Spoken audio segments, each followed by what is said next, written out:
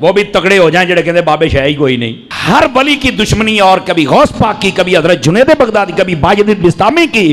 مطلب بندے کو کتا ہونا چاہیے پر انٹرنیشنل کتا تو نہیں نہ ہونا چاہیے. سارے انہوں ہی پہ گئے ہیں. وہ جڑا الو دا پٹھا ہے وہ مرزا جی پتہ نہیں پلمبر جی کیا بلا ہے وہ. میں سمجھتا تھا یہ صرف پیو کوئی نہیں, یہ تو ماں بھی کوئی نہیں, یہ تو کھوتی دا پتر لگتا ہے مینو. یہ تو کسی جانور کا بچہ ہے یار. جب میں حیران ہو گیا یار, ایسا یتیم العلم یزید الفکر خبیث النسل والاصل والعقل مطمئن کمینہ انٹرنیشنل بغیرت تجھے علم دی کتی ہے جڑا ہر بندے نو پہ گئی ہے. تم لیکن تینوں پتہ کوئی نہیں نا, تو ساڈی ایک سٹ نہیں پچانی پترا. اس واسطے اپنی زبان بند کر, بکواس بند کر. اور پیر غفران صاحب نے بھی کہا تھا, سن لو نعرہ غفران دا, مرزا جیل میں حرام دا ان کا ہے. اور اس کا جواب نہیں دے حرامی بندہ کیا دے گا بتاؤ نا مجھے. تو ایسے فتنوں کا یہی جواب ہوتا ہے. میں کہا جا ایک کنجرا گل کرن لگیا, کنجر دماغ میں کنجر گل ہی ہونی ہے, تینوں شرم تو یا نہیں پئی آؤندی. اس واسطے ان لوگوں کی بھی اتنی مرمت ہونی چاہیے, اتنی مرمت ان کی بھی ہونی چاہیے. پہ جاندہ ہے بابیاں نو جناب جے میں کہتا تینوں لگ پتا جائے گا. میں کہتا ہوں اگر یہ بغیرت اور کمینہ اور حرامی نہ ہو تو یہ ویسے ہی مر جائے, اگر حلالی ہو تو. لانتیا تجھے نہیں پتا, ویسے بھی تو انجینئر ہے, رکشے کھول کے کس, تیرا توکی نہیں بنتا ہے شعبے. مولوی اسیاں 10 سال اسی پڑھے ہیں, تماشے بنائے ہوئے ہیں, جو جاندیاں باندریاں لومڑیاں اٹھ کے بج بگیاں. اوے پہ گیا جے تواڈے پیواں پیراں نو سر نکلو باہر. اسی پھر بھی نوکری ادا کر دے پے, اسی پھر بھی نوکری ادا کر دے پے. اوے مرزے دے خلاف تواڈے پیو نے کرنیاں نے, نکلو باہر. سٹیج پر بیٹھنے والے ہاتھ کھڑا کر کے بتائیں, مجھے بتائیں یہ کام ٹھیک ہے کہ نہیں. تماشا کرتے ہو, پھر کہتے ہیں مسلک کا کام نہیں ہوتا. مسلک والوں کو تم خود رگڑتے ہو. اور جو تواڈے پیواں نو پے گیا ہن تسی چوپ بیٹھے ہو, اور نکلو باہر. باپا جانی جو ہے الیاس قادری صاحب, اس وقت سب سے بڑے ان کے غوث وقت ہے نا, انہوں نے شیخ عبد القادر جیلانی المتوفا 561 ہجری سے متعلق ایک کتابچہ لکھا ہے, جنات کا بادشاہ. وہ چینی جن والا, وہ چینی جن جس میں وہ واقعہ بھی ہے. اچھا, اس میں انہوں نے ایک واقعہ لکھا ہے, اور واقعہ نہ صرف لکھا ہے بلکہ ان کے جو چھوٹو مولوی ہیں نا وہ ویڈیو میں بھی بیان کر رہے ہیں اور اس کو ڈیفینڈ بھی کر رہے ہیں. شیخ عبد القادر جیلانی کو کچھ لوگ ملنے کے لیے آئے, تو جب ان کے پاس پہنچے تو ان کا ایک جو غلام تھا اس نے لوٹا جو رکھا تو لوٹے کی ٹوٹی قبلہ کی طرف نہیں کی. تو شیخ عبد القادر جیلانی غوث پاک سرکار رضی اللہ تعالیٰ عنہ کو اس پر ملال ہوا, تو آپ نے جلال سے اس کی طرف دیکھا تو وہ آپ کی نگاہ کی تاب نہ لاتے ہوئے جاں بحق ہو گیا. اور ان تعلیمات کو یہ قرآن و سنت کے مطابق سمجھتے ہیں. ہم کہتے ہیں یہ بھی فراڈ ہے. اس میں پتہ کیا لکھا ہوا ہے واقعہ, کہ شیخ عبد القادر جیلانی رحمۃ اللہ علیہ کا ایک مرید تھا, وہ انہیں وضو کروایا کرتا تھا. ایک دن اس نے وضو کروانے کے بعد جو لوٹا ہے نا اس کی ٹوٹی قبلہ رخ رکھنے کی بجائے تھوڑی ہٹا کے رکھ دی, جان بوجھ کے نہیں, بے دھیانی کی وجہ سے. تو کہتے ہیں جی شیخ عبد القادر جیلانی کو اتنا غصہ آیا کہ انہوں نے نگاہ مار کے نا مرید کو جلا کے راکھ کر دیا, اس کی روح پرواز کر گئی. وہ مرید جو بیچارہ اس امید میں اپنے بابے سے اٹیچ تھا کہ یہ میری حفاظت کرے گا, وہ خود تو مرا, بابا بھی مار کے چلا گیا. ہاں ظاہر ہے بابے نے قتل ناحق کیا, 302 لگتی ہے بابے کے اوپر, ہاں ذہن میں رکھیے گا. تو ان کے بابوں نے ان کی آخرت کیا بچانی ہے, ان کے مرید اپنی آخرت بھی لے ڈوبے, بابا بھی نال ہی لائے گئے. تو کہتے ہیں اس کے بعد پھر انہوں نے نگاہ ماری لوٹے کی طرف تو ٹوٹی سیدھی ہو گئی.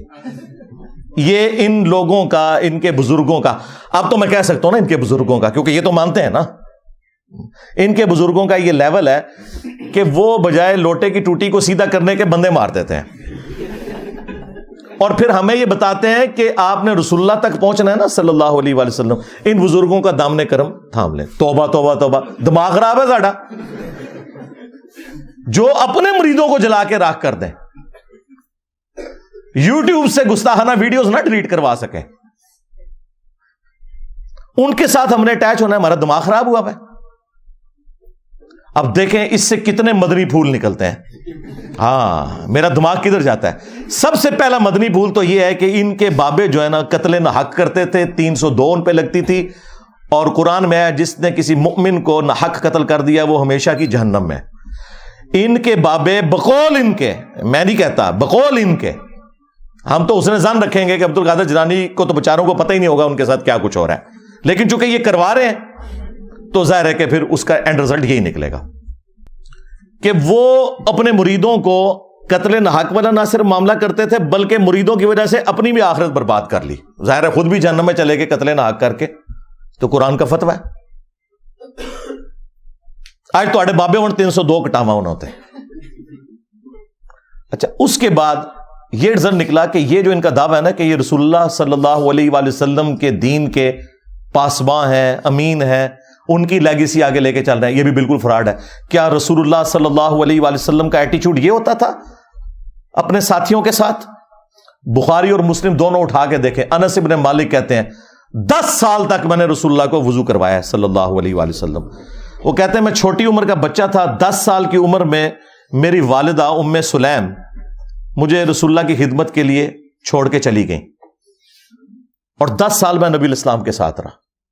کہتے ہیں ان 10 سالوں میں کبھی ایسا نہیں ہوا کہ نبی الاسلام نے مجھے ڈانٹا ہو، مجھے کبھی یہ کہا ہو کہ تم نے یہ کام کیوں کیا، یہ کام کیوں نہیں کیا. وہ کہتے ہیں کئی بار نبی الاسلام مجھے کسی کام سے روانہ کرتے تو میں بچوں میں کھیلنا شروع کر دیتا. یار 10 سال کا بچہ کھیلے گا ہی نا. نبی الاسلام نے کبھی نہیں مجھے ڈانٹا. کبھی آپ صلی اللہ علیہ وآلہ وسلم گھر سے باہر نکلتے اور مجھے بچوں میں کھیلتے ہوئے دیکھتے تو پیار سے بلاتے، انیس،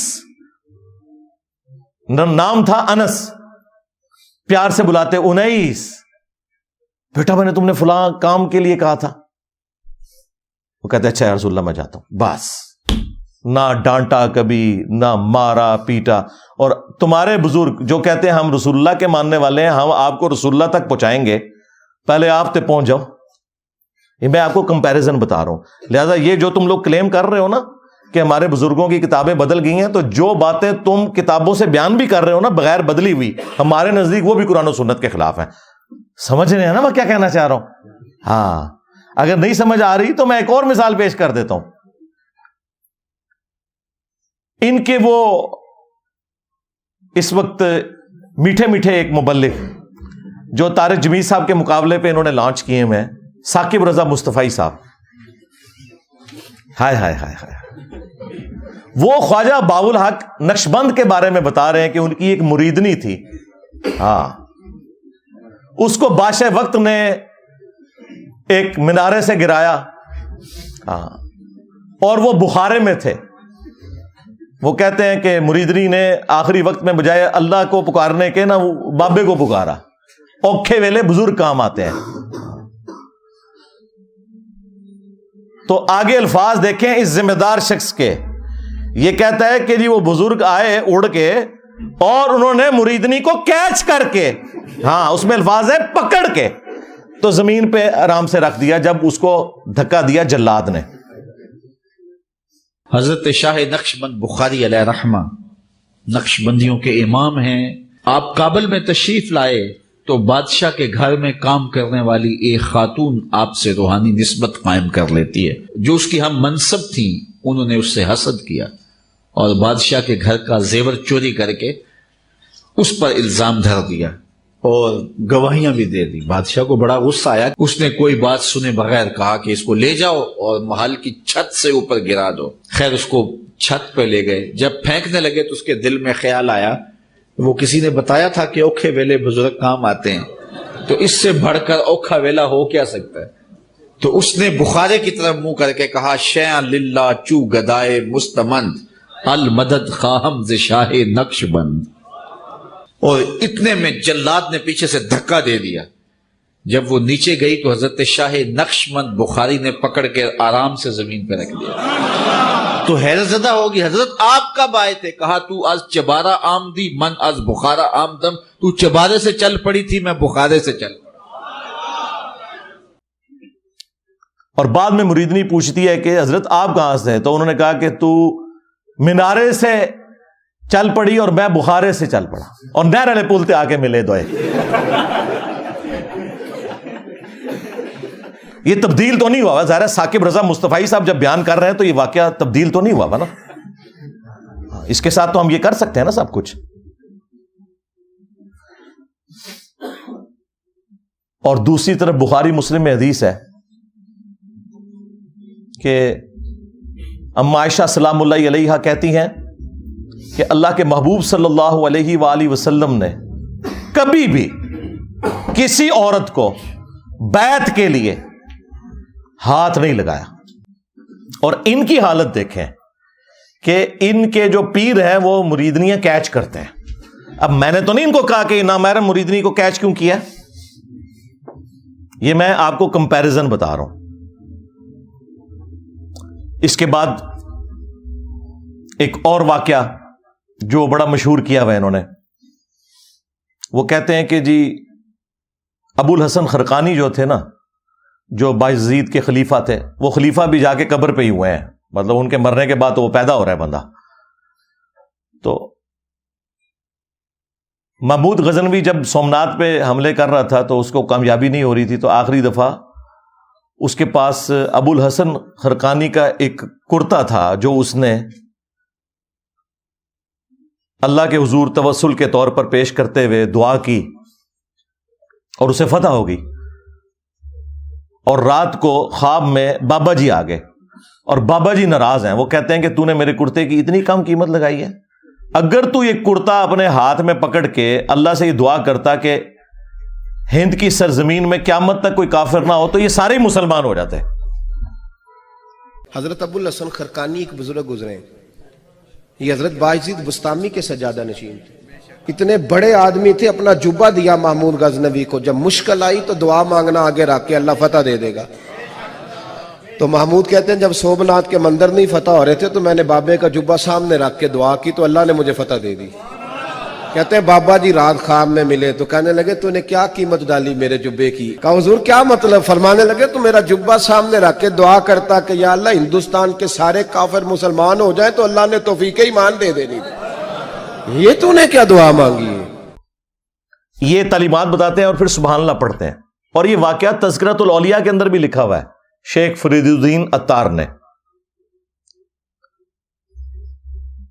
اب یہ واقعات بیان کرتے ہیں تو ہم اس کے مقابلے میں انہیں بتائیں گے کہ بھائی اگر ان کرتوں سے کوئی فرق پڑتا تو اس کائنات میں سب سے عظیم کرتا تو رسول اللہ کا ہے صلی اللہ علیہ وآلہ وسلم.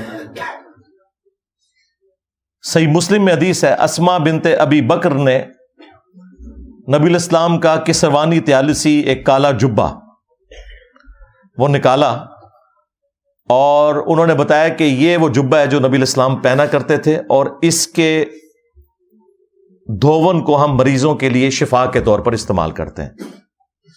نبی الاسلام کا کرتا مبارک جو صحیح تبرک بھی ہے، جس سے صحابہ کرام نے تبرک بھی حاصل کیا، وہ کرتا جب نبی الاسلام خود پہنتے تھے، اس کرتے کو دیکھ کے تو مشرکین عرب نے اسلام قبول نہیں کیا.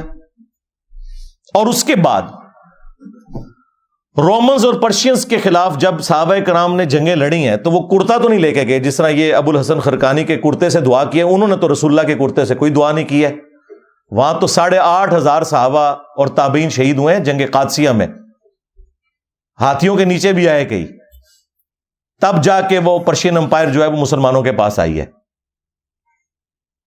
اور جنگ یرموک میں بھی ہزاروں صحابہ اور تابعین شہید ہوئے ہیں، تب جا کے رومن امپائر کی کمر ٹوٹی ہے. ادھر تو کوئی کرتے نہیں لے کے گئے، سب کہانیاں بنائی ہوئی ہیں. پھر ہمارے وہ جو مرشد ہیں مصباحی صاحب، ہاں اب مصباحی صاحب جو کچھ بیان کر رہے ہیں بزرگ ہی لکھ کے گئے ہوئے ہیں. یہ کشف المجوب میں واقعہ لکھا ہوا ہے. اوپر دیکھا تو سونا، نیچے دیکھا تو سونا، درخت سارے کا سارا سونے کا اور پتے سونے کے اور جڑیں بھی. ہاں نا اینڈ تک کہتے ہیں ہاں نا، یعنی میں بھی ہوتے ہی سا. ہاں یہی مطلب ہوتا ہے نا. داتا حضور کشف المحجوب میں لکھتے ہیں یہ فکرے ان کی زبان سے تب ادا ہوئے جب اس درخت کے نیچے تھے جس کے اوپر میں چڑھا ہوا تھا. آپ فرماتے خدا کی عزت و عظمت کی قسم پورا درخت، اس کی ٹہنیاں، اس کا تنا، اس کی جڑیں بھی سونے کی ہو گئی، سارا، ہاں سارے سونے کا ہو گیا. اب وہ جو ہے نا وہ مٹی اٹھانے کے لیے نیچے ہوا، تو نیچے دیکھا تو زمین سونے کی. زمین سونے کی ہے. یہ کیا ہوا؟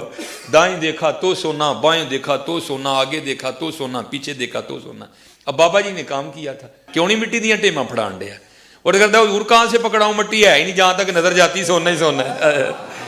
بابا جی ایک سوال ہے بابا جی, اگر آپ ہوا میں سونا نکال سکتے ہیں بابا جی تو دیش کی غریبی کیوں نہیں مٹا دیتے بابا؟ جواب بابا جی, جب آپ خود سونا نکال سکتے ہو تو ہم لوگوں سے چندہ کیوں لیتے ہو بابا جی؟ جواب ہری اوم ہری اوم ہری اوم. یہ رانگ نمبر ہے, یہ رانگ نمبر ہے. تو یہ وہ تعلیمات ہیں جو ان کے بزرگوں کی کتابوں میں لکھی ہیں, یہ ڈیفینڈ کر رہے ہیں. ہم اس کے جواب میں پھر آپ سے نہ پوچھیں کہ تم بزرگوں کے بارے میں کلیم کر رہے ہو کہ وہ نیچے دیکھتے تھے سونا بنا دیتے تھے, درختوں کو سونے کا بنا دیتے تھے. خدا کے لیے سورہ بنی اسرائیل کے اندر جو کافروں نے رسول اللہ صلی اللہ علیہ وآلہ وسلم سے 9 معجزات مانگے تھے نا, ان میں سے ایک معجزہ یہ بھی تھا کہ اس کا کوئی سونے کا گھر بن جائے, تب اسے پیغمبر مانیں گے. تو اللہ تعالیٰ نے پتہ اس کے جواب میں کیا کہا کہ تم فرماؤ میں تو بشر ہوں, رسول ہوں, اللہ کا پیغام پہنچانے والا ہوں, یہ اللہ کے اختیار میں ہے. رسول اللہ صلی اللہ علیہ وآلہ وسلم کے لیے تو اوپر دیکھیں تو سونا, نیچے دیکھیں تو سونا تو نہیں ہوا. جہاں پہ نبوت بھی سٹیک پہ لگی ہوئی تھی اس حوالے سے کہ کافر وہ ڈیمانڈ کر رہے تھے معجزہ. تیرے بزرگوں کا اتنا مقام ہو گیا کہ ان کے لیے بعد میں یہ ساری چیزیں سونے کی بن جائیں گی. چلیں اس کے بارے میں کوئی کہہ لے گا جی وہ اللہ تعالیٰ کی مشیت یہ تھی کہ کافروں کو معجزے کے طور پہ یہ چیز نہیں دکھانی, صرف قرآنی معجزہ ہے. چلیں آگے چلتے ہیں. سورہ التوبہ میں اللہ تعالیٰ فرماتا ہے کہ غزوہ تبوک کے موقع پر جب کچھ غریب اصحاب رسول اللہ کے پاس آئے اور انہوں نے کہا یا رسول اللہ صلی اللہ علیہ وآلہ وسلم آپ ہمارے لیے کوئی ساز و سامان کا بندوبست کر دیں, کوئی سواری کا, 700 کلومیٹر دور جانا ہے رومن امپائر کے بارڈر کے اوپر تبوک کے لیے, تو ہم بھی آپ کے ساتھ چلیں گے. تو نبی الاسلام نے فرمایا کہ میں اپنے پاس کوئی ایسی چیز نہیں پاتا کہ میں تمہاری اس حوالے سے کوئی مدد کر سکوں, نہ سواری کے طور پہ نہ ساز و سامان کے طور پر. اے نبی تم دیکھتے ہو کہ یہ تم سے اس حال میں واپس پلٹتے ہیں کہ ان کی آنکھیں آنسوؤں سے تر ہوتی ہیں, اس غم کے سبب کہ وہ اپنے نبی کے ساتھ قتال میں شامل نہیں ہو سکیں گے. اب نبی الاسلام تو کہہ رہے ہیں کہ میں تو کوئی ایسی چیز نہیں پاتا کہ میں تمہاری مدد کر سکوں. تو اس موقع پر اوپر دیکھا تو سونا, نیچے دیکھا تو سونا کیوں نہیں ہو گیا؟ وہ تو جامع ترمذی میں آتا ہے کہ سیدنا عثمان ابن عفان رضی اللہ تعالیٰ عنہ علیہ السلام نے اللہ تعالیٰ کی راہ میں صدقہ اور خیرات کیا, سونے کی اشرفیاں اور اونٹ, اور وہ انہوں نے کمائے ہوئے تھے, وہ اوپر دیکھیں تو سونا, نیچے دیکھیں تو سونا نہیں تھے. تو تمہارے بزرگوں کے لیے ہم کیسے مان لیں؟ صحیح بخاری میں آتا ہے کہ سیدنا ابو بکر جب خلیفہ راشد بنائے گئے تو انہوں نے صحابہ کرام سے کہا کہ تم اچھی طرح جانتے ہو میرا کاروبار بڑا اچھا چل رہا تھا, لیکن اب تم نے حکومت کی ذمہ داری میرے اوپر ڈال دی ہے, تو میرے بال بچوں کا کیا بنے گا, میرے لیے کوئی وظیفہ مقرر کرو. تو صحابہ کرام نے پھر مشورہ کر کے ایک جو عام مہاجر کا وظیفہ تھا وہ خلیفہ راشد کے لیے مقرر کیا. اور بخاری کے الفاظ بتا کیا ہے کہ ابو بکر امور حکومت چلائیں گے اور اس کے عوض جو مسلمان ہیں وہ ان کے بیوی بچوں کا خرچہ اٹھائیں گے. کتنی گستاخی ہے کہ ابو بکر کے گھر والوں کا خرچہ مسلمان اٹھا رہے ہیں ان کے بقول. لیکن ہمارے نزدیک ایسا ہی ہوتا ہے بھائی, یہ نہیں ہوا کہ حضرت ابو بکر نے مسلح اٹھایا تو نیچے سے سونا نکلا ہے, نہیں نکلتا ایسے سونا, ایسا تو نہیں ہوتا. اوپر دیکھیں تو سونا, اور دیکھیں یہ لوگ دعوے کرتے ہیں ہم جی صحابہ کرام اور اہل بیت کے ماننے, اور نسوے تو ہیں تو انہوں پتہ ہی نہیں صحابہ کرام اور اہل بیت دا کوئی, تسی بابیاں دے مننے والے ہو. یہی مصباحی صاحب ایک اور واقعہ سناتے ہیں ایک بزرگ کا. وہ کہتے ہیں کہ وہ سمندری جہاز کے ذریعے حج یا عمرے کے لیے جا رہے تھے اور بار بار کیپٹن سے آگے پوچھتے تھے کہ بھئی کب آئے گا جدہ, تو وہ کہتا تھا ابھی تو یہ بندرگاہیں آئیں گی پھر, اور پھر وہی جو ان کی کہانی تھی وہ چھوڑ دی انہوں نے. وہ کہتے ہیں کہ جی وہ بزرگ جو ہیں وہ انہوں نے اپنی کرامت دکھائی, اور نے کہا جی کیپٹن صاحب لو پھر جدہ آ گیا جی. ہمارے بزرگوں نے کوئی لطیفے نہیں لکھے جی. یہ کتاب ہے تذکرہ غوثیہ, یہ غوث علی شاہ صاحب رحمۃ اللہ تعالی علیہ کے ملفوظات. آپ فرماتے ہیں میں حج کرنے کے لیے گیا اور میں بمبئی بندرگاہ سے بحری جہاز پہ بیٹھا. کہتے اسی طرح جہاز بمبئی بندرگاہ سے نکلا, تھوڑا سا جہاز آگے گیا ہوگا تو ایک بابا جی آ گئے اور آ کے میرے والد صاحب کو کہتے ہیں مولوی صاحب یہ تو بتائیں جدہ کب آئے گا. تو کہتے ہیں میرے والد صاحب مسکرا کے کہنے لگے بزرگوں وہ یہ تو جہاز بمبئی بندرگاہ تو چلے آئے 11 دن لگنے نے پھر جدہ آئے گا. کہتے ہیں بابا جی چلے گئے, عصر پڑھ کے پھر آئے, وہی سوال, میرے والد صاحب کا بھی وہی جواب, پھر چلے گئے, مغرب پڑھ کے پھر آئے, پھر وہی سوال. کس دفعہ میرے والد صاحب بھی غصے میں آ گئے, کہنے لگے بابا جی گل نہ کریے, بار بار نہ ہو میرے گھر, میں تو 11 دن تو پہلے لیا نہیں سکتا, جو تسی لیا سکتے ہو تو لے آؤ. کہتے ہیں وہ بابا جی میرے والد صاحب کو کہتے ہیں پھر سب سے پہلے کون سی بندرگاہ آئے گی؟ کہتے ہیں میرے والد صاحب نے کہا مخا. پھر کون سی آئے گی؟ حدیدہ. پھر کون سی آئے گی؟ عدن. پھر کون سی آئے گی؟ میرے والد صاحب نے کہا جدہ. تو بابا جی کہتے ہیں پھر ویکھو جدہ آ گیا جی. تذکرہ غوثیہ. ہمارے بزرگوں نے کوئی لطیفے نہیں لکھے جی. انہوں نے پتا سی کہ جدے تو بعد انجینئر صاحب نے بھی آنا ہے.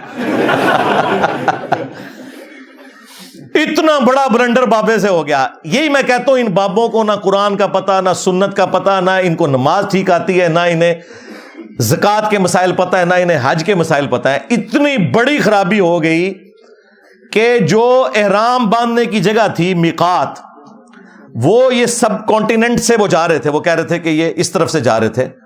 یلملم ایک جگہ آتی ہے جو جدے سے بہت پہلے آتی ہے. ایون جہاز کے پائلٹ کو بھی پتا ہے, آپ عمرے کے لیے جائیں وہ اناؤنسمنٹ کرتے ہیں کہ یلملم آنے والا ہے, اگر کسی نے احرام نہیں باندھا ہوا یا احرام باندھا ابھی تک نیت نہیں کی تو نیت کر لے, کیونکہ اس کے بعد تو دم واجب ہو جائے گا. ان کے بابے نے ڈائریکٹ جدے پہنچا دیا جہاز, وہ کوئی نہیں پہنچا, کہانی پہ کراندہ جائے. لیکن چلو یہ تو کہتے ہیں نا پہنچا. ہم کہتے ہیں جس بابے کو مسائل نہیں پتا, پکڑ کے مفت میں پورے کے پورے بحری جہاز کے اوپر جو ہے نا وہ دم واجب کروا دیا. سینکڑوں لوگ سوار ہیں, سینکڑوں بیڑے آپ جا کے ڈھونڈے, یعنی نیکی کی تھی کہ الٹا مصیبت ہی پا چھڑا. اور یہ شوق سے بیان کرتے ہیں, یعنی پورے جہاز کو اڑا کے وہاں پہ پہنچا دیا. یہ نا جہاز تو اٹکل بنیا تھے کوئی نہیں, ہاں نہ تم سے سٹیم انجن بنا, نہ تم سے ہوائی جہاز بنا. پوری زندگی تمہارے بزرگ مکے مدینے جاتے رہے, ٹھیک ہے, کسی کو تیل نظر نہیں آیا. تیل جا کے 1960 میں جا کے جو ہے وہ ارامکو کمپنی جو امریکہ کی, انہوں نے جا کے وہاں پہ نکالا تیل. تو بزرگ کدھر رہے؟ سب کہانیاں کراتے رہے. اچھا اب میں آپ کو بتاؤں, مسلم شریف میں لکھا ہوا ہے, بنو سلمہ ایک چوراہے پر کھڑے ہوئے تھے, نبی علیہ السلام پاس سے گزرے, آپ صلی اللہ علیہ وآلہ وسلم نے پوچھا کس لیے کھڑے ہو؟ تو انہوں نے کہا یا رسول اللہ ہم دور گاؤں ایریا سے آتے ہیں تو نماز میں لیٹ ہو جاتے ہیں, ہم نے ارادہ کیا کہ ہم مسجد نبوی شریف کے پاس مدینہ شریف میں ہی شفٹ ہو جاتے ہیں تاکہ نماز پہ ہم ٹائملی پہنچ جائیں. تو آپ صلی اللہ علیہ وآلہ وسلم نے فرمایا کہ تم لوگ جتنے قدم چل کے آتے ہو نا تو اتنا ثواب تمہارے نامہ اعمال میں لکھا جاتا ہے. تو پھر بنو سلمہ نے مدینہ شریف میں شفٹ ہونے کا ارادہ ترک کر دیا. اب مجھے بتائیں اس وقت رسول اللہ نے یہ مشورہ کیوں نہیں دیا کہ اڑ کے آ جایا کرو, بعد میں بابے جو اڑیں گے. او بھائی کوئی نہیں تھا اڑتا, اس کا مطلب صحابہ کرام کو ایکٹنگ میں نہیں کر رہے تھے, وہ نہیں اڑ سکتے تھے بےچارے, اسی لیے مدینہ شریف شفٹ ہو رہے تھے. یہ ہے کتابوں کا دین. یہ میں آپ کو کمپیریزن ساتھ ساتھ اس لیے کروا رہا ہوں تاکہ آپ کو پتا چلے کہ مرنے سے پہلے اے مسلمان کر لے اس پہ غور, کتابوں کا خدا اور ہے, بابوں کا خدا اور. اگرچہ بابے بھی اسی خدا کو مانتے ہیں لیکن یہ کوالٹیز بالکل ڈیفرنٹ ہیں. قرآن و سنت میں آئی ہوئی تعلیمات بالکل ڈیفرنٹ ہیں. اس طرح کی تعلیمات یہ لوگ پبلک کے اندر مشہور کر رہے ہوتے ہیں. اگلے دنوں وہ باپا جانی کی ایک ویڈیو, اس کے اوپر ان کے جو سینکڑوں ہزاروں مریدین سبحان اللہ پڑھ رہے ہیں, وہ کہہ رہے ہیں جی ہمارے ایک مفتی تھے دعوت اسلامی کے, تو وہ فوت ہو گئے, ان کی قبر کے اوپر ایک مدنی قافلہ حاضری کے لیے گیا, تو کہتے ہیں اندر سے قرات کی آواز سنائی دے رہی تھی اور زور کی نماز تھی. مفتی دعوت اسلامی کی بارگاہ میں, تو انہوں نے وہ بتایا کہ ہم اس وقت مفتی دعوت اسلامی قدس سر السامی کے مزار پر حاضر ہیں, اور ہم دونوں نے ہم دونوں نے بالکل ہوش و حواس میں اپنے کانوں سے سنا کہ اندر میں با جماعت نماز پڑھی جا رہی ہے, اندر میں نماز پڑھی جا رہی ہے, باقاعدہ قراءت سنائی گئی ہم کو. ظہر کا وقت تھا, باقاعدہ وہ قراءت سنائی دی گئی. ظہر کا وقت تھا, باقاعدہ وہ قراءت سنائی دی گئی. ظہر کا وقت تھا, باقاعدہ وہ قراءت سنائی دی گئی, اور سلام پھیرنے کے بعد اللہم انت السلاموں کی دعا بھی ہم نے سنی. اندازہ کرو. اور نیچے لوگ سبحان اللہ پڑھ رہے ہیں. اس سے آپ اندازہ لگائیں کہ ان کے آڈینس کتنا اپنا دماغ استعمال کرتے ہیں. زور کی نماز میں تو قرات اونچی ہوتی ہی نہیں ہے, کہانی ہے, کوئی آواز نہیں سی آ رہی قبر کے اندر سے یا باہر سے. ایسے نہیں ہوتا میرے بھائی. صحابہ اکرام کا سٹیٹس میں آپ کو بتاؤں, قبر تو بہت دور کی چیز ہے. صحیح بخاری میں حدیث ہے, نبی علیہ السلام کا ایک غلام تھا مدعم, جو آپ علیہ السلام کی سواری کا کجاوا کسا کرتا تھا. خیبر کے موقع پر ایک نامعلوم تیر اسے لگا, وہ شہید ہو گیا. صحابہ اکرام نے کہا کہ تمہیں شہادت مبارک ہو, نبی علیہ السلام کی خدمت بھی اور موت بھی آپ کی موجودگی میں آئی ہے. بالکل ٹھیک رزلٹ نکالا. لیکن نبی علیہ السلام نے پتہ کیا فرمایا؟ آپ نے فرمایا تم اسے شہادت مبارک کہہ رہے ہو, حالانکہ میں نے دیکھا ہے کہ اس نے مال غنیمت کی ایک چادر چوری کی تھی جو اللہ تعالیٰ نے آگ کی بنا کے اس کے اوپر ڈال دی ہے. صحابہ کرام کو تو سامنے میت کے اوپر کوئی چادر نظر نہیں آئی. ان کے بزرگوں کو نظر آتا ہے جی قبر کے اندر کون نماز پڑھ رہا ہے, کوڑ مار رہے ہو, اور نماز زور کی اور کہہ رہے کہ رات کی آواز باہر سنائی دے رہی تھی.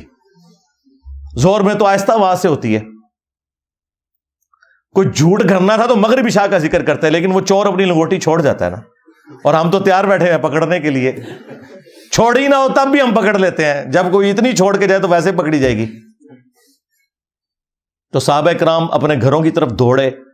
اگر کسی نے غلطی سے بھی کوئی ایک رسی کا ٹکڑا بھی اٹھایا تھا نا, یہ سمجھ کے کہ اس کی کیا ورت ہے, لا کے مال غنیمت میں جمع کروایا کہ اس کی وجہ سے ہماری پکڑ نہ ہو جائے. پھر بخاری مسلم میں حدیث موجود ہے کہ نبی علیہ السلام 2 قبروں کے پاس سے گزرے تو رک گئے. صحابہ کرام نے کہا یا رسول اللہ آپ کیوں رکے ہیں؟ فرمایا 2 قبر والوں کو عذاب ہو رہا ہے. صحابہ کرام کو تو نہیں قبر کا عذاب نظر آیا, ان کے بزرگوں کو کشف القبور ہوتا ہے, جی آخرت کا بتا دینا, اور چھڑ دو آخرت کا 10 دن دینا. یہ دیکھ کے نا, دیکھ کے میری میکینیکل انجینئرنگ کا ایک فارمولہ نہیں پڑھ سکتے, سمجھانا تو دور کی بات ہے, جب تک انہوں نے سیکھا نہ ہو کہانیاں. اور دیکھیں یہ باپا جانی جو ہے نا, یہ کئی بار درس دیتے ہوئے نا اینک لگائی ہوتی ہے انہوں نے, اور جو لوگوں کے دلوں کے حال جانتے ہیں وہ سامنے پیڈ سے پڑھنے کے لیے ان کو اینک لگانی پڑتی ہے. اور زوم کر لیا کرو اینج کر کے, کم از کم انجینئر صاحب دے فتوے تو بچ جاؤ. اینک کے بغیر جو سامنے لکھا ہوا اردو نہ پڑھ سکے وہ دل کے حال جانے گا.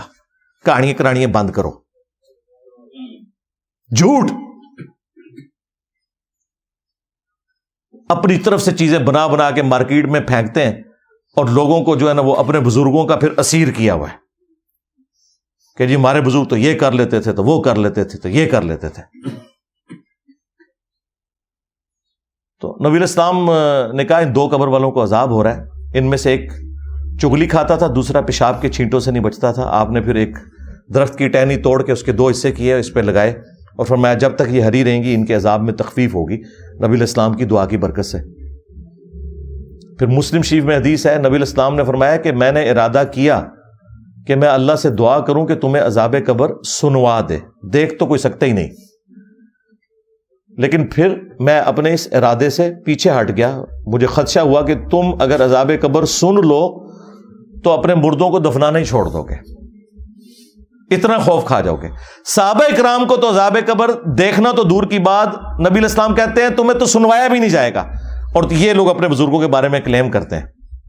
سب کہانیاں بنائی ہوئی ہیں, جھوٹ ہے. جھوٹ بولو اور بولو, بولتے جاؤ,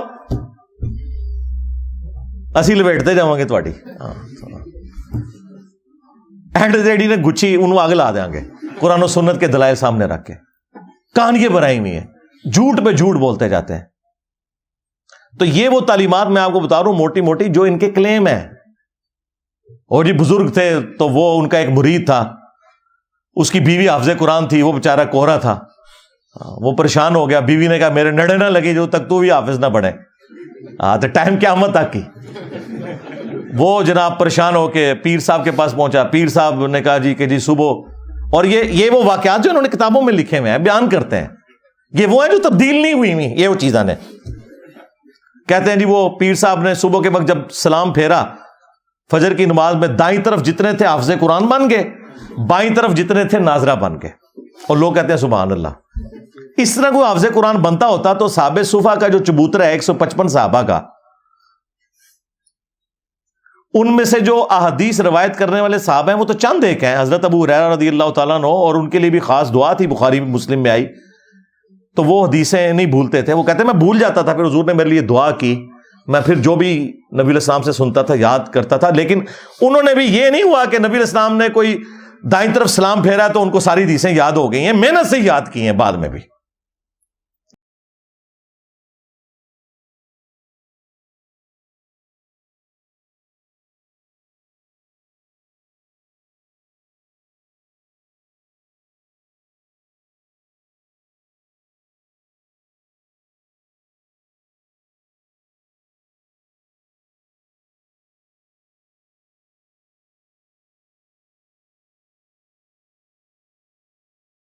کہ بائیں طرف سارے ناظرہ ہو جائیں گے. اس کا مطلب ہے کہ جو کچھ تم اپنے بزرگوں کے بارے میں کلیم کر رہے ہو نا، واقعات، وہ سب کے سب خود فراڈ کے اوپر مبنی ہے. ہم جو تم لوگ صحیح بیان کرتے ہو نا، وہ بھی صحیح ماننے کے لیے تیار نہیں. جی شیخ عبد القادر جیلانی نے فرمایا کہ میرے سلسلے میں جو بھی داخل ہو گیا تو اللہ تعالیٰ نے مجھ سے گارنٹی مجھے دی ہے. اندازہ کرے غیر پیغمبر جو 500 سال بعد آیا اس کے بارے میں ایک کلیم کر رہے ہیں، اللہ نے اسے گارنٹی دے دی ہے. رسول اللہ کے بعد جو کہہ رہے ہیں نا مجھے اللہ نے گارنٹی دی ہے، تو سمجھ لو کہ اے مسلمہ کذاب دا چھوٹا پراج ہے، خواہ غلام قادیانی دجال ہے یا کوئی اور ہے. ہم نہیں کہتے کہ عبد القادر جیلانی نے یہ کہا ہوگا، لیکن ان کی ضد ہے. ہم کہتے ہیں اگر ضد ہے تو لو سامو، پھر فتویٰ لو ساڑھے کو لو.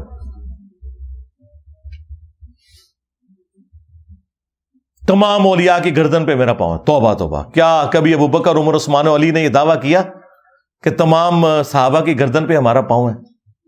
اور یہ آگے سبحان اللہ پڑھ رہے ہوتے ہیں. عقل کا ماتم کرے. جی میرا مرید جو ہے وہ مشرق میں ہو اور میں مغرب میں ہو اور اس کا ستر کھل جائے تو میں پہنچ جاؤں گا. میں کہا بڑو سچے قادری.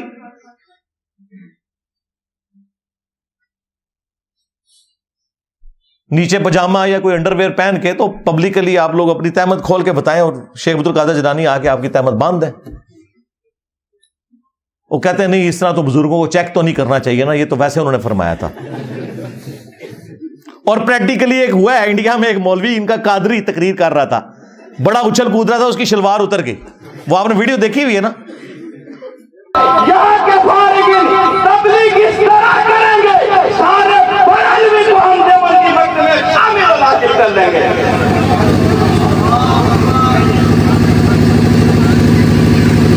نعرہ تکبیر، نعرہ رسالت، علماء اہل سنت.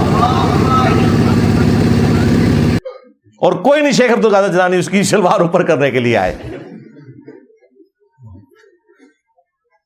سارے مریدوں کو جنت میں ساتھ لے جاؤں گا.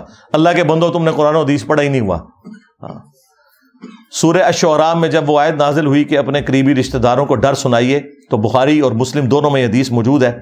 نبی علیہ السلام نے اپنے چچا عباس کو مخاطب کیا، اے نبی کے چچا عباس، میرے مال سے جو لینا ہے لے لے، اگر اللہ کے حضور پکڑا گیا تو میں تیرے کچھ کام نہیں آؤں گا.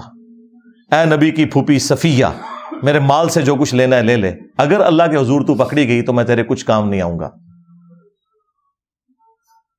اے نبی کی بیٹی فاطمہ، میرے مال سے جو تو نے لینا ہے وہ لے لے، اگر اللہ کے حضور تو پکڑی گئی تو میں تیرے کچھ کام نہیں آؤں گا. اندازہ کریں. اور ادھر یہ لوگ کہتے ہیں جی ہم اپنے مریدوں کو بھی ساتھ لے کے جائیں گے جنت میں، اس وقت تک جنت میں داخل ہی نہیں ہوں گے. اللہ سے ڈر جاؤ. یہ تکبرانہ جملے کہ اولیاء کی گردن پہ میرا پاؤں ہے. اچھا پھر یہ بھی یہ پورا قصیدہ ان کی طرف قصیدہ غوثیہ منسوب کیا ہوا ہے. اور وہ پیر میر علی شاہ صاحب کے دربار کے اوپر نا جمعے کے دن مصطفیٰ جان رحمت پہ لاکھوں سلام تو کبھی کبھار ہی پڑھا جاتا ہے، قصیدہ غوثیہ برل وہاں پہ پڑھا جاتا ہے. جی قیامت تک سورج جو طلوع ہوگا وہ مجھے میری اجازت سے طلوع ہوگا، مجھے بتائے گا کہ کیا کچھ ہونا ہے. پتہ نہیں کیا کچھ کہانیاں لکھی ہیں نے، مطلب وہ جو کوئی صحابی بھی نہیں سوچ سکتا اپنے بارے میں. تو یہ ساری کی ساری باتیں کرنے کے بعد پھر میں بولوں کہ نہ بولوں کہ میرے نبی سا ہے ہی کوئی نہیں، بابے تھے شے ہی کوئی نہیں. کیونکہ یہ جتنے میں نے 7-8 واقعات آپ کو بابوں کے بتائے ہیں نا، اس کے مقابلے میں قرآن و سنت کی تعلیمات بتائی ہیں. تو اب میں حق بجانے میں ہوں یہ کہنے میں کہ نبی کے جیسا ہے ہی کوئی نہیں، بابے تھے شے ہی کوئی نہیں. جو چیزیں نبی الاسلام ان کے صحابہ کے لیے نہیں ہیں تم نے بابوں کے لیے کلیم کی ہیں. تو ہم کہہ رہے ہیں نا یہ ہم بابوں کو توہین کے طور پہ نہیں کہہ رہے. اور ویسے بھی تم نے ہمیں خود یہ کہانی پڑھائی ہوئی تھی کہ جی کوئی بڑے سے بڑا غوث کتب ابدال ہو, وہ کسی صحابی کے گھوڑے کے قدموں کی خاک جو گھوڑے کے نتنوں میں بیٹھے, یہ جو ایک کہانی پوری انہوں نے بنائی ہوئی ہے, کولوئی بنائی ہوئی ہے. چلیں یہ تو مانتے ہیں اس کہانی کو, اس کے برابر نہیں ہو سکتا. تم تو کہتے ہو کہ غوث کتب ابدال یعنی تمہارے بابے صحابہ کرام کے گھوڑے کے قدموں کی خاک کے برابر بھی نہیں ہے. جانوروں سے بدتر سمجھتے ہو غوث کتب ابدال کو, تم ظاہر ہے جانوروں سے بدتر سمجھ رہے. ہم تو اس بات کو نہیں مانتے. کوئی بھی جانور کسی مسلمان سے افضل نہیں ہو سکتا. بہرحال تم کہتے ہو کہ وہ ان گھوڑوں کے قدموں کی خاک جو ہے نا وہ افضل ہے تمہارے غوث کتب ابدال سے. تو میں تو چھوٹی بات کر رہا ہوں, بابے تشیعی کوئی نہیں. مجھے تو کہنا چاہیے کہ ابو بکر عمر عثمان و علی جیسا ہے ہی کوئی نہیں. تیرے بابے تشیعی کوئی نہیں. تیرے بابے تھے ابو بکر عمر عثمان و علی کے گھوڑے کی خاک کے مقابلے میں بھی شیعی کوئی نہیں. مجھے تو یہ بولنا چاہیے. تو بڑا ہلکا جملہ بول رہا ہوں, رجوع کرا پھر میں دیتے بھی جی بابے تشیعی کوئی نہیں, بابے تشیعی کوئی نہیں. جی آئے دن انجینئر صاحب نعرہ لگاتے ہیں. تم نے یہ نعرہ لگایا ہوا ہے نا کہ کوئی غوث کتب ابدال جو ہے وہ کسی صحابی کے گھوڑے کے قدموں کی خاک کو نہیں پہنچ سکتا. خود سے ایک جعلی کہانی. ہاں یہ ضرور ہے حدیث ابو داؤد کے اندر, جب مولا علی علیہ السلام کے اوپر سب و شتم کروا رہے تھے بنو امیہ کے لوگ کر رہے تھے, حضرت مغیرہ ابن شعبہ کی موجودگی میں, وہ گورنر کوفہ تھے, وہ اپنے سامنے کروا رہے تھے. مسند احمد میں بھی موجود ہے, جدھر پھر ان کو بڑا غصہ آیا حضرت سعید ابن زید کو جو عشرہ مبشرہ میں سے تھے اور حضرت عمر کے وہ بہنوئی تھے. انہوں نے کہا اوے مغیرہ, اوے مغیرہ. اور ایک روایت میں آتا ہے اس ظالم کو دیکھو اپنے سامنے ایک جنتی کے اوپر لعنت کروا رہا ہے. تو انہوں نے کہا کہ نبی کے صحابی کے سامنے یہ ہو رہا ہے کہ ایک جنتی شخص کے اوپر لعنت کروائی جا رہی ہے. میں نے خود رسول اللہ سے سنا تھا ابو بکر جنت میں, عمر جنت میں, عثمان جنت میں, علی جنت میں, طلحہ جنت میں. عشرہ مبشرہ والی انہوں نے حدیث سنائی اور انہوں نے کہا کہ یاد رکھنا تم بعد کے لوگ جتنے ہو نا, تمہیں عمر نو بھی مل جائے نا, تو جو نبی کا صحابی نبی صلی اللہ علیہ وآلہ وسلم کے ساتھ جہاد میں شریک رہا اور اس کے چہرے کے اوپر گرد آ گئی, مٹی, اس جہاد کی وجہ سے, تو کوئی شخص جو ہے عمر نو بھی اسے مل جائے نا, وہ پوری زندگی نیک اعمال کرتا رہے نا, وہ صحابی کے برابر نہیں ہو سکتا. حدیث میں یہ تھا کہ جس صحابی کے جسم پہ گرد آ جائے جہاد کرنے کی وجہ سے, اس صحابی کے برابر, عمر نوح کے برابر بھی کسی کو عمر مل جائے, وہ نیک اعمال کرتا رہے, نہیں پہنچ سکتا. انہوں نے کہانی بنا دی کہ جی گھوڑے کے قدموں کی خاک کے برابر بھی نہیں. جو صحیح بات ہے وہ میں نے آپ کو بتائی کیا موجود ہے. تو جب تم کہو کہ کوئی بڑے سے بڑا غوث کتب ابدال کسی صحابی کے گھوڑے کے قدموں کی خاک کے برابر نہیں, تو تم خود ہی کہہ رہے ہو نا بابے تشیعی کوئی نہیں. ہم تو پھر بھی بہت بڑی بات کر رہے ہیں کہ نبی کے جیسا ہے ہی کوئی نہیں, بابے تھے شیعی کوئی نہیں. تم نے تو یہ پڑھایا ہوا ہے کہ صحابی کے گھوڑے کی خاک جیسا ہے ہی کوئی نہیں, بابے تشیعی کوئی نہیں. تو میرا نعرہ تم سے بہتر ہے اللہ کے فضل سے, لیکن توجہ نہیں تھی. صلو علی محمد وآل محمد, اللہم صلی علی محمد وعلی آل محمد واصحاب محمد وازواج محمد وامت محمد اجمعین الی یوم الدین, آمین. اللہم انی اسألک بانک انت اللہ لا الہ الا انت الاحد الصمد الذی لم یلد ولم یولد ولم یکن لہ کفوا احد. اللہم صلی علی محمد وعلی آل محمد. ربنا آتنا فی الدنیا حسنہ وفی الآخرۃ حسنۃ وقنا عذاب النار. ربنا آتنا من لدنک رحمہ وہیئ لنا من امرنا رشدا. لا الہ الا انت سبحانک انی کنت من الظالمین. اللہم اغفر لحینا ومیتنا وشاہدنا وغائبنا وصغیرنا وکبیرنا وذکرنا وانثانا. اللہم من احییتہ منا فاحیہ علی الاسلام ومن توفیتہ منا فتوفہ علی الایمان. اے اللہ جن جن بھلائیوں کا سوال تیرے محبوب صلی اللہ علیہ وآلہ وسلم نے تجھ سے کیا، ہمارے حق میں، ہمارے ماں باپ کے حق میں، ہمارے بیوی بچوں کے حق میں، پوری امت کے حق میں قبول و منظور فرما۔ جن جن چیزوں کے شر سے تیرے محبوب علیہ السلام نے تیری پناہ طلب کی، تمام مسلمانوں کو ان چیزوں کے شر سے اپنی پناہ عطا فرما۔ بالخصوص فلسطین کے مسلمان، کشمیر کے، چائنا کے، انڈیا کے، افغانستان کے، یمن، عراق، شام، پاکستان، جہاں کئی مسلمان کسب پرسی کی زندگی گزار رہے ہیں، غیب سے ان کی عزت، آبرو، جان و مال کی حفاظت فرما۔ اے اللہ ہمیں کتاب و سنت کی تعلیمات پر عمل کر کے دوسرے بھائیوں تک پہنچانے کی توفیق عطا فرما۔ اے اللہ جو مسلمان فوت ہو چکے ان کی مغفرت فرما، جو زندہ ہیں قبر و آخرت کی تیاری کرنے کی توفیق عطا فرما، جو بیمار ہیں انہیں شفاء کلی عطا فرما۔ حاضرین کے دلوں میں جو جو نیک اور جائز دعائیں ہیں قبول فرما۔ تمام مسلمانوں کی تمام دینی، دنیاوی، جسمانی، روحانی، ظاہری، باطنی پریشانیاں، تکلیف، مصیبتیں، دکھ تر، بیماریاں، دشواریاں دور فرما۔ اے اللہ ہمارے ملک پاکستان کی خیر فرما، پورے عالم اسلام کی خیر فرما، عالم اسلام کو اندرونی اور بیرونی خطرات سے محفوظ فرما۔ سبحان ربک رب العزت عما یصفون وسلام علی المرسلین والحمد للہ رب العالمین وصلی اللہ علی النبی الکریم وعلی آلہ واصحابہ اجمعین الی یوم الدین، آمین۔